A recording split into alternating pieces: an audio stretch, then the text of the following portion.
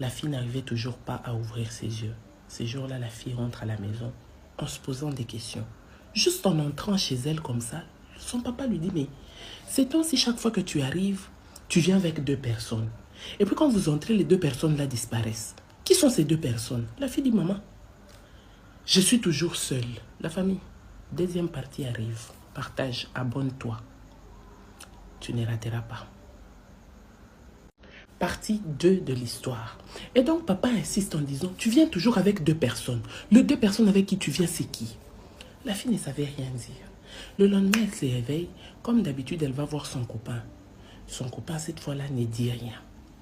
Un bon jour, la fille était en train de rentrer encore chez elle.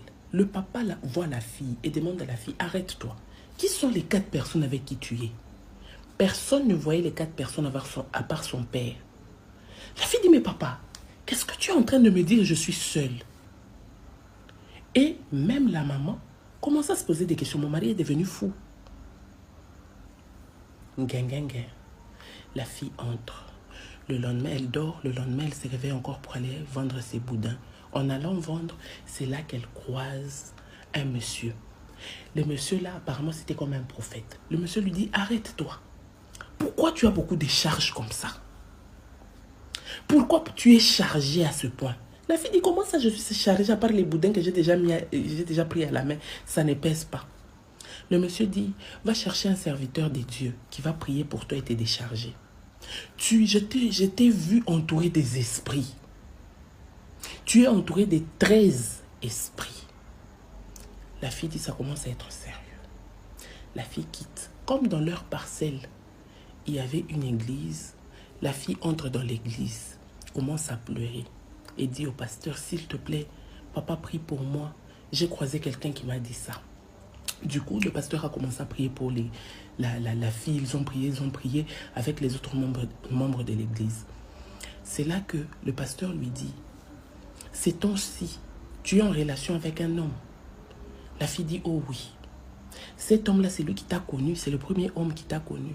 Oh oui, ce n'est pas un homme, c'est un esprit. Ils sont 13 et ils sont venus pour une mission. Uniquement sortir avec les filles vierges sur Kinshasa. La fille, les gens de Kinshasa venaient. C'est connu de tous ici à Kinshasa. Fille de 16 ans vierge, rare. Fille même de 14 ans vierge, rare. Seigneur, que Dieu nous en préserve. Même le peu là qui sont vierges, avec qui nous sommes restés. On leur envoie des esprits pour les amadouer. Le pasteur dit, on a envoyé 13 esprits pour sortir avec les filles vierges sur Kinshasa. Si c'est que je suis en train de te dire c'est faux, demain lève-toi, va chez ton copain. Si tu le trouves, fais même un mois en train d'aller là-bas. Si tu le trouves, je ne suis pas moi. Voilà pourquoi ce garçon connaissait tout ce que tu faisais. Parce que ce garçon avait déjà mis sa sémence en toi. Il te contrôlait au travers sa sémence. Tout ce que tu disais. Donc la fille dit, même quand j'ai discuté avec mes amis à propos de mon mec, voilà mon gars, c'est comme ça, c'est comme ça, c'est comme ça. Il était déjà au courant de ce que j'avais dit. Il s'est fait que, pendant ces temps-là, j'avais peur même d'aller le chercher. Mais je me suis dit, demain, je vais prendre mon courage à 2 mains. Je vais aller le chercher. J'arrive comme ça pour aller le chercher. Je trouve la maison vide. La maison était ouverte, vide. Mais la maison propre comme d'habitude. Il dit, je trouvais toujours la maison propre. Elle me dit, d'ailleurs, une fois, je me rappelle bien avant même que le pasteur puisse prier pour moi, j'étais allée une fois chez lui. Je n'ai pas frappé à la porte, je suis entrée directement. Je le trouvais avec une casserole, il était en train de regarder dedans et il avait des yeux rouges. Et quand je suis entrée, je l'ai salué, il s'est retourné, il m'a chassé, il a dit, tu ne sais pas frapper la porte. Je me suis dit peut-être qu'il faisait ben des vapeurs. Donc c'était donc ces incantations. Et 5 minutes même, c'était beaucoup. Je suis entrée dans la maison, casserole, il n'y en avait plus. Tout ce qu'il y avait là, comme des trucs bizarres, il n'y avait plus, la maison était redevenue nickel, propre. Il dit ça, j'avais vu. Une autre chose, c'était que pendant que moi et lui, on était en relation, j'ai voulu le tromper. sous les conseils de mes amis, en disant que tu vois, tel que tu es avec ton copain, il faut avoir toujours un deuxième. J'étais allée sortir avec un garçon qui revenait de l'étranger. Chez nous, c'est Angeli. Le garçon était allé étudier ailleurs, il est venu en vacances. Quand il m'a trouvé, j'ai voulu faire un peu d'aventure avec lui pendant le temps qu'il était ici pour les vacances. On s'est juste embrassé sur la bouche ces jours-là. On a fini de s'embrasser avec le garçon là que je voulais tromper mon copain. On a fini de s'embrasser, je suis partie. Le lendemain, je suis allée chercher le garçon. On me dira, j'ai trouvé les gens chez eux en train de pleurer. On me dirait que le garçon était mort. Mort subite, il est allé dormir. On l'a trouvé avec les chiffons. La mousse. Il est mort. Bon, elle avait dit que c'était une coïncidence. Bon, après la prière, comme le pasteur l'avait dit, si tu penses que c'est un humain, le lendemain, va le chercher où il habite. Si tu le trouves, je ne suis pas moi.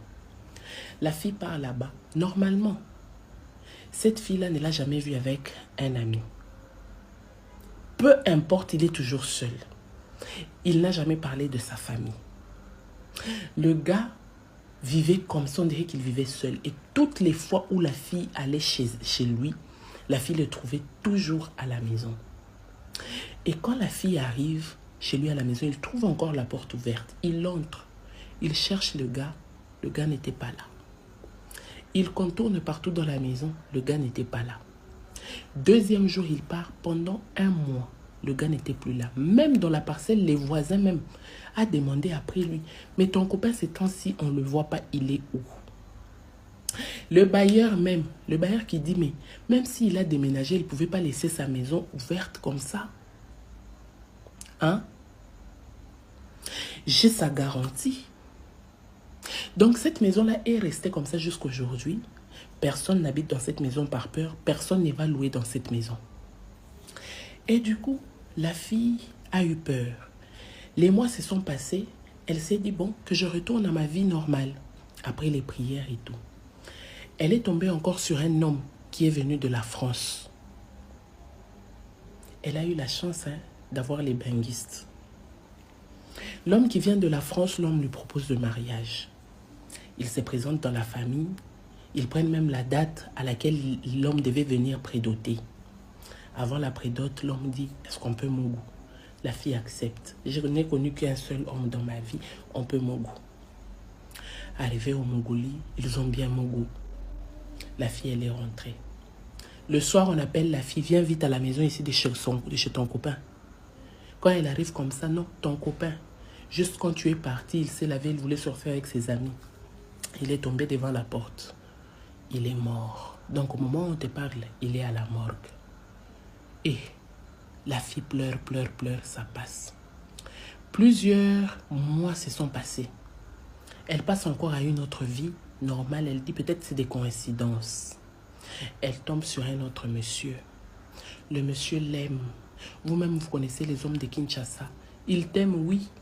Mais si tu ne lui donnes pas le bas de ventre là, il dit, je vais aller chercher une autre fille qui va me donner. Tu es obligé de donner.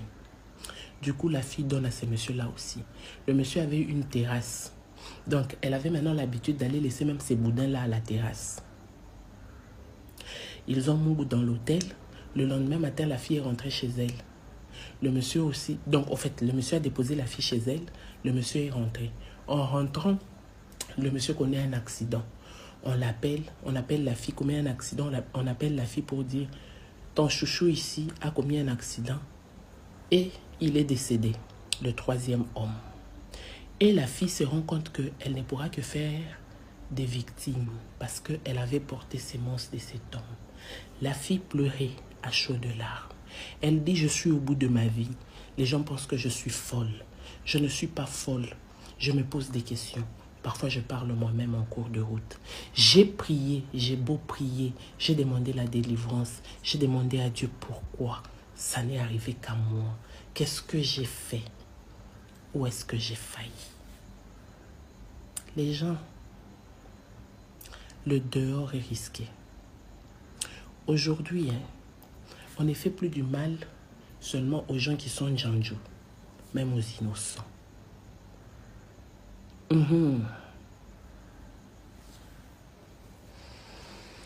Et je n'avais rien à lui dire, à part de lui dire, persévère dans la prière. Persévère, va chercher les vrais hommes des dieux, ceux qui prient fortement qu'on te délivre. Il y a de l'espoir pour celui qui vit encore. Tant que tu vis, Dieu a une mission avec toi, maman. Beaucoup de courage pour toi. Ce qui est vrai, personne n'aimerait être à ta place. Bon courage et que Dieu te bénisse. La famille, le dehors est sérieusement risqué. N'hésitez pas à m'écrire vos histoires. J'espère que vous avez regardé la vidéo jusqu'à la fin. C'est vraiment triste. C'est vraiment triste. Pour la jeune fille, ce que moi j'aimerais dire, comme la dame l'a préjugé, c'est de continuer à prier. C'est de toujours prier. Le Seigneur va l'écouter un jour. Et il va les exaucer. C'est la patience. C'est la patience. Et pour ceux qui ne le savent pas encore, ou bien n'ont pas encore eu la même réaction, bien sont dans le même cas là, partez directement chez votre homme spirituel, bien votre pasteur, et bon, celui qui vous guide spirituellement, l'homme de Dieu qui vous guide spirituellement. Et pour ceux qui sont dans le même cas, c'est-à-dire sont puceaux ou vierges, tout ça là, soyez prudents. Soyez prudents. Soyez prudents. Et pour nous là, quand je dis pour nous là, ça ne veut pas dire que je ne suis pas dans le cas des autres là. Mais pour nous là, c'est pas parce que c'est déjà fini là, c'est déjà perdu là, que tout est fini. Non. Il y a aussi, on mange la viande, mais c'est pas parce qu'on a fini de manger la viande. Et l'os là, c'est fini pour l'os. On peut aussi croquer l'os là aussi. Donc, vous aussi, soyez prudents. Bon attendeur, salut.